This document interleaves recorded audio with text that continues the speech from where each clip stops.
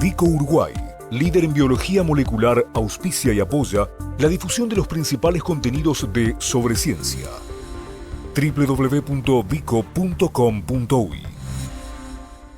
Vamos a meternos en este informe que tiene que ver con una parte de la tarea que se desarrolla en el CUDIM, el Centro Uruguayo de Imagenología Molecular, ese edificio nuevo, moderno, que está ubicado ahí, frente al Parque Valle. Todos lo vemos cuando pasamos, pero poco sabemos de una parte de lo que sucede allí dentro.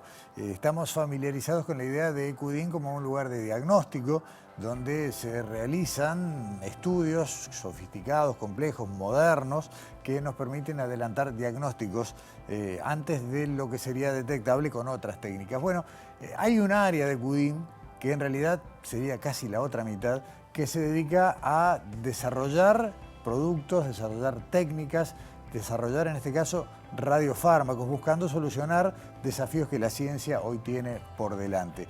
Nos vamos a meter a hablar del Alzheimer, una enfermedad de la cual poco hace falta agregar, todos sabemos en qué consiste, qué pasa, menos se sabe de cuáles son las causas que producen el Alzheimer y cómo se puede tomar alguna de estas causas para ayudarnos en un diagnóstico precoz, temprano, que permita tomar medidas tal vez con tiempo. En esta primera parte del informe, la doctora Ingrid Kramerman del área de radiofarmacia del CUDIM nos va a contar qué es la enfermedad de Alzheimer, estas particularidades de las que hablaba recién y cómo un radiofármaco puede ayudar a detectarla tempranamente.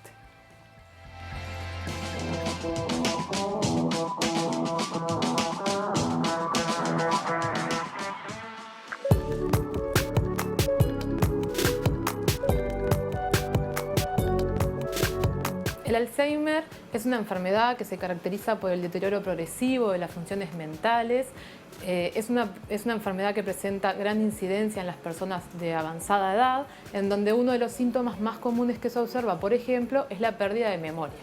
¿Sí? Debido a que el envejecimiento poblacional progresivo es una característica actual en la mayoría de los países, esta enfermedad está teniendo una incidencia cada vez mayor. Es por eso que a nivel mundial se están realizando múltiples investigaciones con el fin de diagnosticar la enfermedad lo más temprano posible y encontrar una posible cura. Desde el punto de vista fisiopatológico, en la enfermedad de Alzheimer suceden varios fenómenos. Por un lado está lo que se llama del depósito de las placas de amiloide, ¿sí? Alrededor de estas placas que se empiezan a formar, se genera una muerte neuronal, es decir, hay pérdida de la sinapsis neuronal y muerte.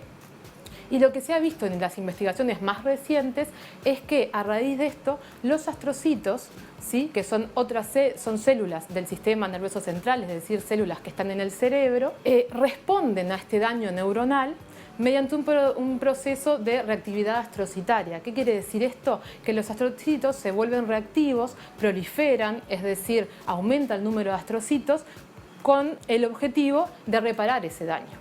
Pero el tema es que lo que sucede es que esta hiperreactividad de los astrocitos termina al fin y al cabo generando más daño neuronal. Las placas de amiloide se acumulan debido a que en el Alzheimer se rompen unas proteínas que se forman los péptidos, que le llamamos beta-amiloide, y se acumulan alrededor de las células, por fuera. Y eso es lo que genera como aglomerados, que es lo que causa el problema en las neuronas. En el CUDIM, que tenemos los radiofármacos, lo que hacemos es trabajamos con el concepto de un enfoque de multitrazador. ¿Qué significa esto? Que tratamos de desarrollar diversos radiofármacos con los cuales podamos detectar los distintos fenómenos que suceden en la enfermedad de Alzheimer y así poder tener con los distintos radiofármacos información que sea útil y complementaria a la vez para poder tener un diagnóstico más certero y temprano de la patología. Porque esto que yo te comentaba de los depósitos de amiloide y la hiperactividad de los astrocitos es algo que sucede en etapas tempranas de la enfermedad, incluso mucho antes de que aparezcan los síntomas. Al día de hoy, la mayoría de lo que hablamos de fármacos para el Alzheimer se basan más bien en tratar los síntomas. Si bien se ha avanzado bastante a nivel científico y se han encontrado, ahora se está trabajando por ejemplo con anticuerpos monoclonales que se han encontrado algunos que son capaces de detener un poco la progresión de la enfermedad, deteniendo, por ejemplo, la formación de las placas de amiloide. Pero estamos hablando de fármacos que están, la mayoría en etapa clínica y que al día de hoy, obviamente, son a costos muy elevados.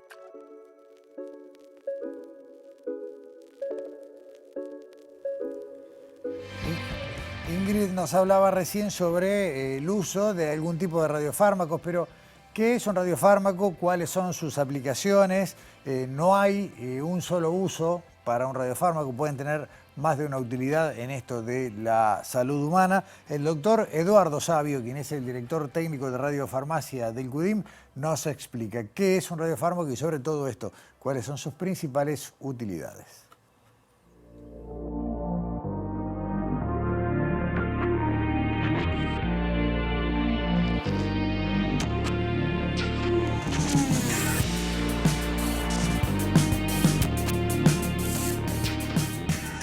Los radiofármacos son preparados radioactivos con una calidad tal que se pueden administrar o bien a pacientes o bien a animales de experimentación si la finalidad es una investigación. Son de calidad farmacéutica, en general son inyectables, quiere decir que tienen que cumplir todo los requisitos para un producto inyectable. Y pueden ser la finalidad o para realizar un diagnóstico o para hacer un tratamiento. Y van a tener diferentes andariveles de acuerdo a que se quiera. Si es un diagnóstico, el producto final es una imagen, y si es un tratamiento, el producto es una terapia para poder contrarrestar una enfermedad. En general son tratamientos oncológicos en el caso de terapia. Como que diseñamos una llave que reconoce una cerradura específicamente y entonces aparecen muchas cerraduras y diseñamos un radiofármaco específico para que reconozca a ese receptor.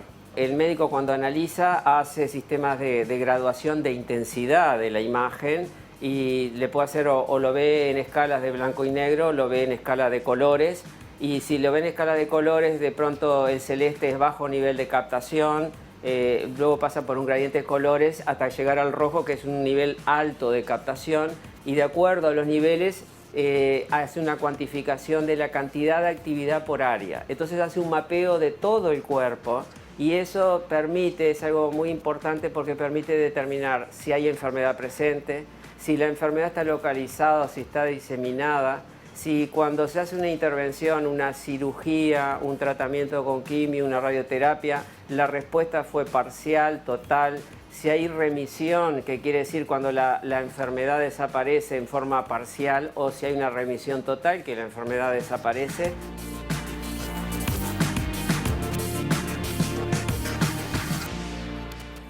Bueno, primero vimos cuáles eran las particularidades del Alzheimer y cómo un radiofármaco podía empezar a ayudar o hacer el camino para una detección temprana.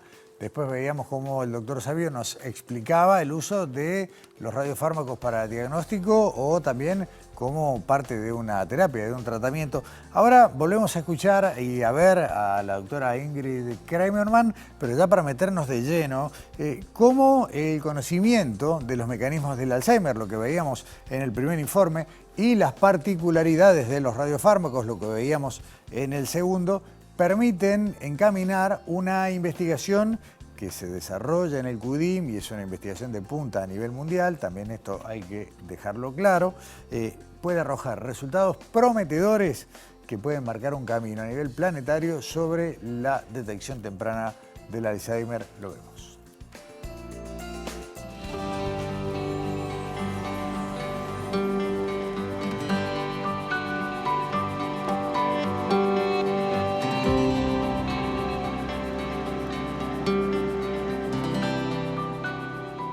Nosotros en particular en este proyecto estamos trabajando con un compuesto que es la sulforrodamina, que es un compuesto que sabemos que ingresa a los astrocitos, ¿sí? Entonces nosotros nos estamos basando en detectar la patología por el lado de los astrocitos. Lo que nosotros pensamos fue, si tenemos un compuesto que es capaz de ingresar a los astrocitos, es decir, va a marcarlos, y nosotros le adicionamos un átomo radiactivo, lo estaríamos convirtiendo en un radiofármaco. Entonces, de esta manera, al inyectarlo al paciente, después, a través de los tomógrafos PET, a través de las radiaciones que éste emitiría, podríamos estar detectando el proceso de astrocitosis y así poder determinar si este proceso hay Alzheimer o no, en complemento con otros radiofármacos. Hoy en día estamos, por un lado, estudiando más a fondo cómo se comporta el compuesto en las distintas células del sistema nervioso, es decir, en las distintas células que hay en el cerebro, porque nos interesa que estemos marcando específicamente los astrocitos. Entonces, para eso estamos trabajando, por ejemplo, con cultivos celulares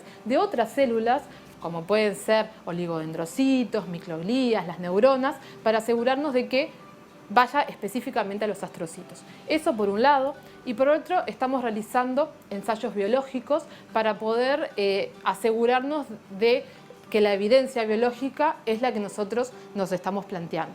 Entonces, ahora en estos meses estamos culminando esos estudios y la idea es, una vez que tengamos las conclusiones y que veamos que los resultados son definitivamente alentadores y que este compuesto podría tener una posible aplicación para lo que nosotros deseamos, la idea es redactar un protocolo para un ensayo clínico exploratorio en humanos, que ese protocolo sea evaluado por el Comité de Ética del Centro, para después poder hacer ese ensayo, que implicaría realizar un ensayo en pacientes con enfermedad de Alzheimer y en voluntarios sanos, para ver cómo se comporta definitivamente el compuesto con el que estamos trabajando.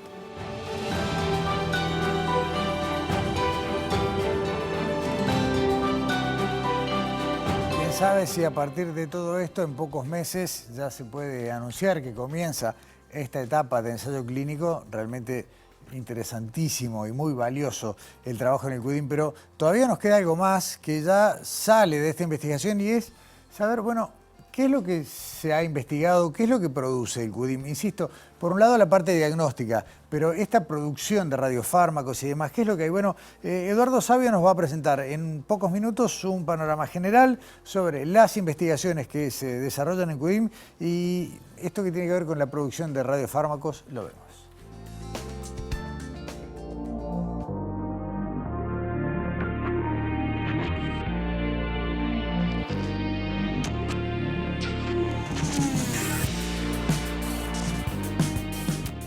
En CUDIM hemos desarrollado más de 30 radiofármacos, de los cuales hay 4 o 5 de terapia y del orden de 25 de diagnóstico, marcados con diferentes radiotrazadores. De manera rutinaria, nuestro cuerpo clínico utiliza unos 7 de diagnóstico y los 4 de tratamientos.